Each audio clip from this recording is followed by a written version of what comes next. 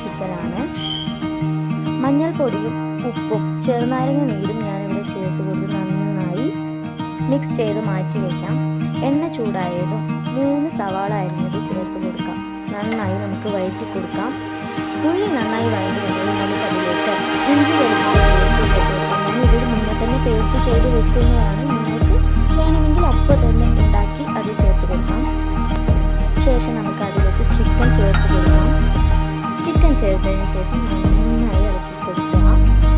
ഒരു 2-3 മിനിറ്റ് നല്ലപോലെ ചിക്കൻ ഉള്ളിയുടെയും ഇഞ്ചി വെളുത്തുള്ളി പേസ്റ്റിൻ്റെ കൂടെ വഴണ്ട് വരട്ടെ. ശേഷം നമുക്കതിലേക്ക് കാശ്മീരി ചില്ലി 3 ടീസ്പൂൺ, കൂടെ തന്നെ മല്ലിപ്പൊടി 3 ടീസ്പൂൺ, ഗരം മസാല 3 ടീസ്പൂൺ. ഗരം മസാല ഞാൻ വീട്ടിൽ തന്നെ ഉണ്ടാക്കുന്നതാണ്. ഈ 3 ചേരുവകൾ ചേർത്തതിന് ശേഷം നന്നായി ഇളക്കി യോജിപ്പിക്കുക. നമ്മളിതിൽ വെള്ളം ഒഴിച്ചു കൊടുക്കാതെ തന്നെ അടി കരിഞ്ഞു പോകുന്നുണ്ടോ അടി പിടിക്കുന്നുണ്ടോ എന്നുള്ളത് നിങ്ങൾ ശ്രദ്ധിക്കണം കേട്ടോ.